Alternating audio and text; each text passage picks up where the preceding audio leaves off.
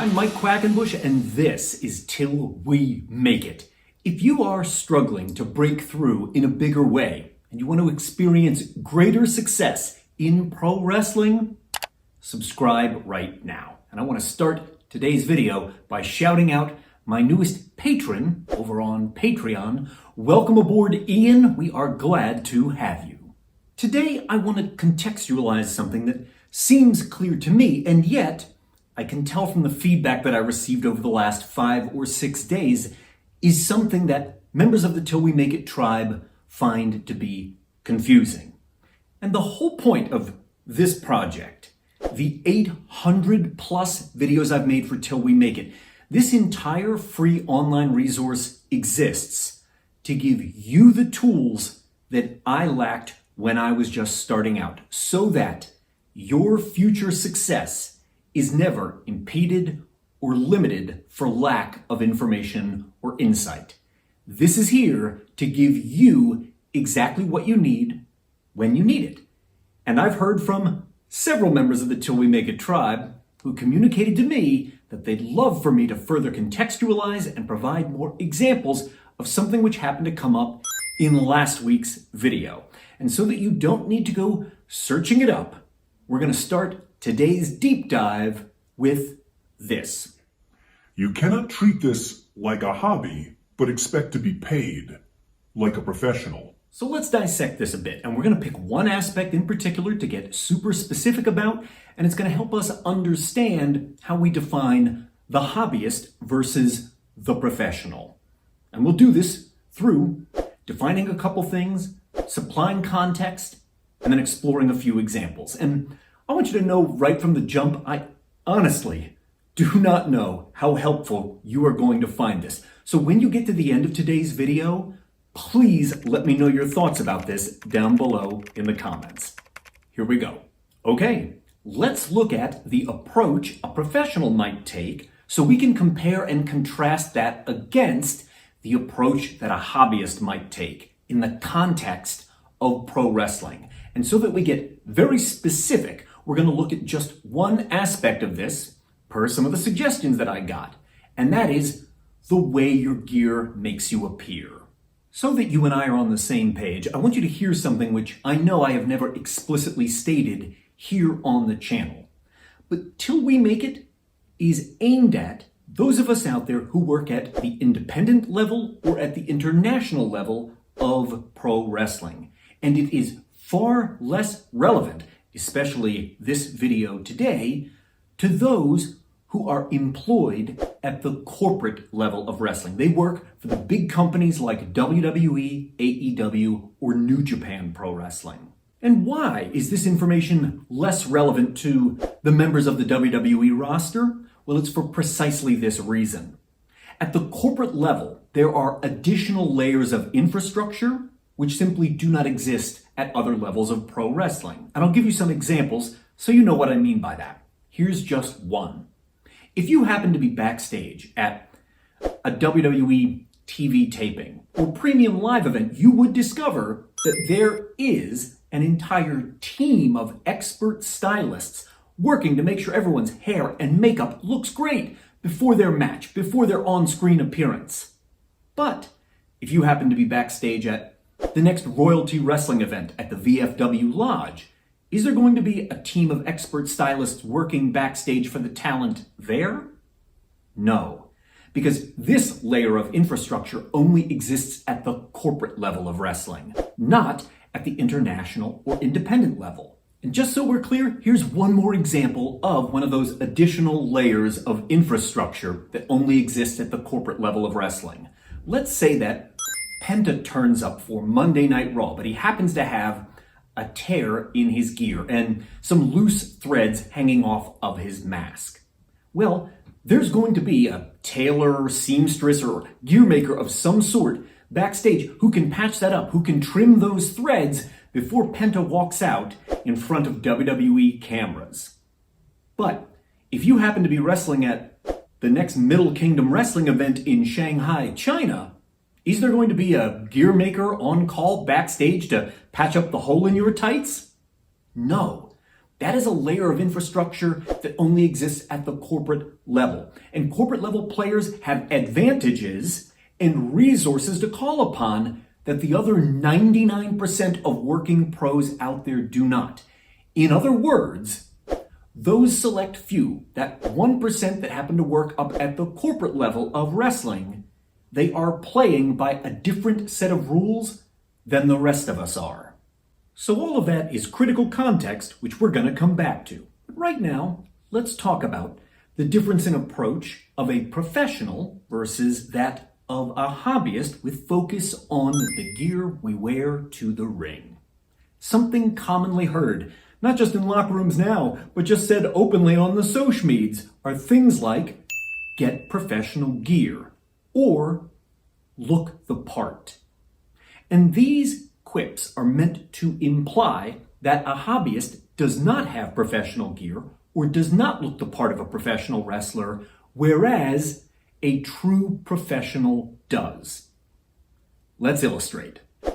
This is me in 1995, and I'll tell you straight up, this is not professional gear you're looking at. Everything I am wearing in this photo was bought off the rack at a store. Even the black kick pads that I have pulled up over my shoes, I bought those at a martial arts supply store just outside of Pittsburgh.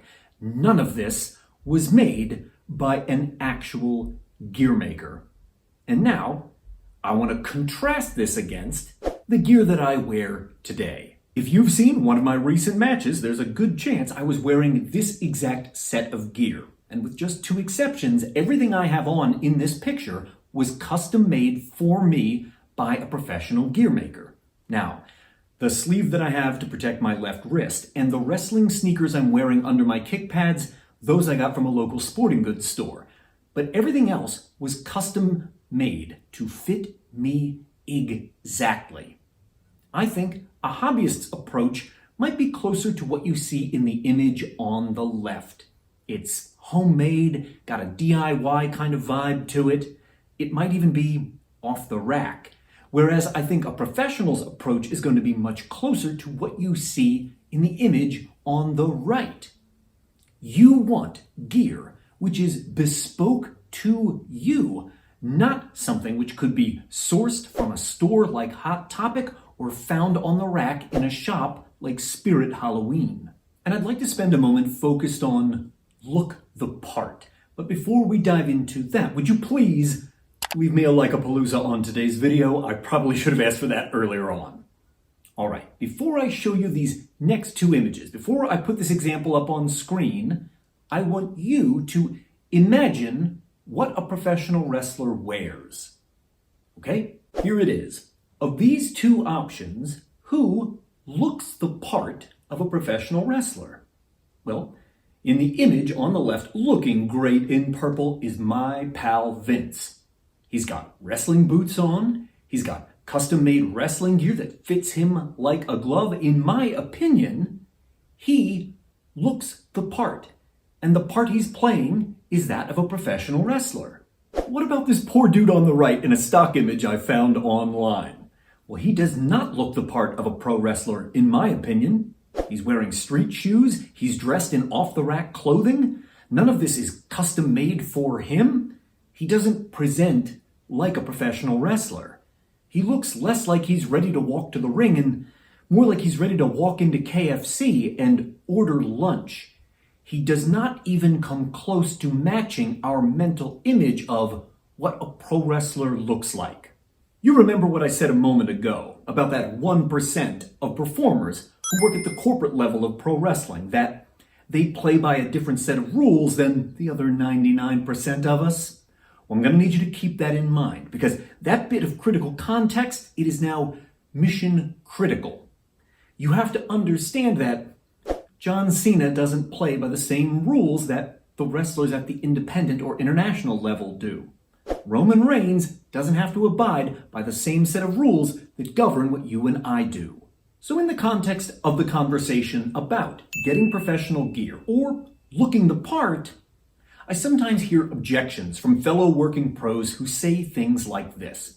well, Mike, I'm going to wear jean shorts for my match because that's what Cena did. Or I'm going to wear a laser tag vest to the ring because that's what Roman did.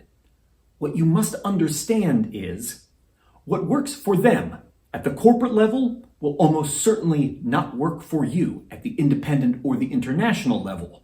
Remember, they play by a different set of rules than the rest of us. Now, I understand you might hear that and think to yourself, well, why is that? Why are the rules different for Cena and Reigns and Rhea and Io than they are for your average independent wrestler?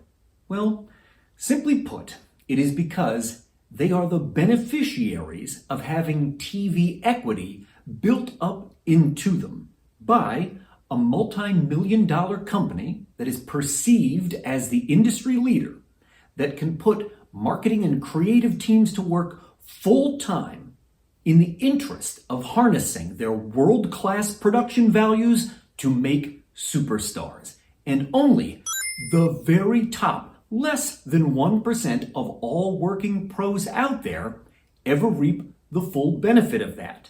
But those that do, they do not have to play by the same rules that you and I do. A moment ago, I asked you to imagine what a pro wrestler looks like.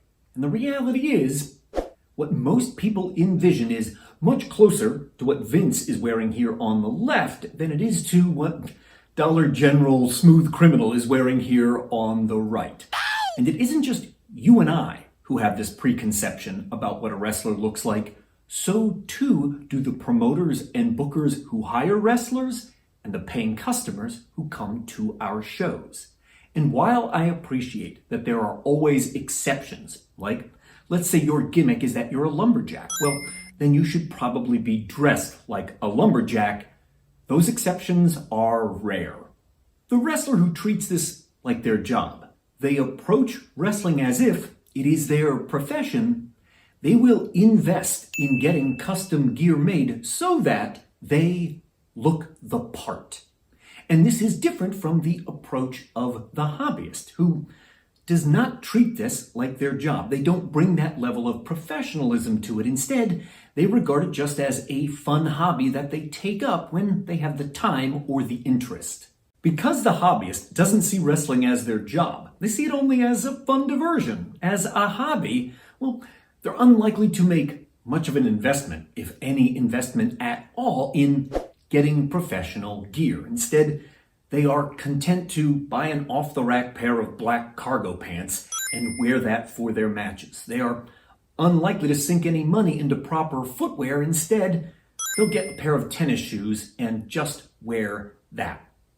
Rather than seek out a gear maker, get their measurements taken, and invest in something custom-made, well, they're more likely to just snatch something from the local Spirit Halloween, even though it's cheap and disposable and not built for the ring. Believe me, I know.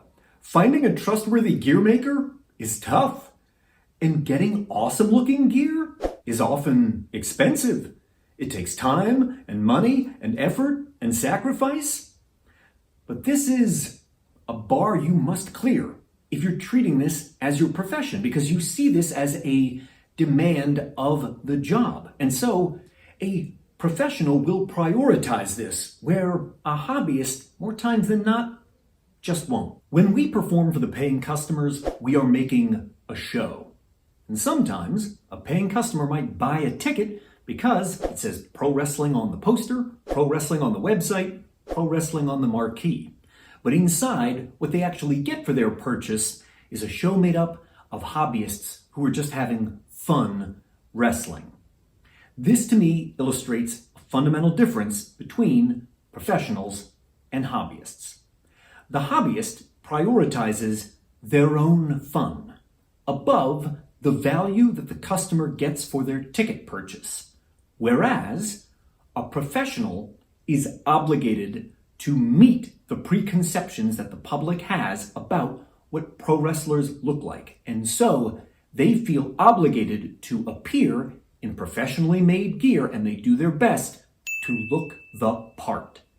Meeting the paying customers' preconceptions and ensuring that they get a quality entertainment product for their ticket purchase, it isn't easy. As you know, it requires time and money and effort and sacrifice.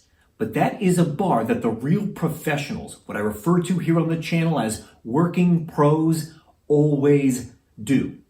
Or to look at this from a completely opposite perspective, if you bought a ticket to a movie advertised as Batman, but what you saw up on the silver screen was just 2 hours of Bruce Wayne in his pajamas talking to Alfred the butler, I bet you wouldn't be a happy customer. Those wrestlers who take the professional's approach by treating this as if it is their job understand that they will only be able to earn bigger opportunities with the ability to make good money in wrestling if they meet the expectations and preconceptions of both the bosses, like the promoters and bookers who hire wrestlers, and the ticket-buying public.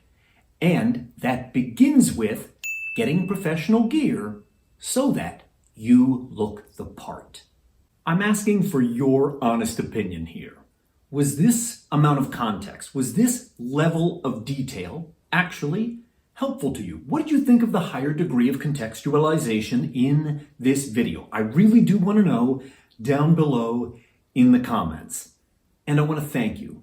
Thank you for another season of Till We Make It, and an extra vote of gratitude to all of my awesome patrons. The work of this project could not continue without their support over on Patreon. Each and every one of you is absolutely awesome. Thank you.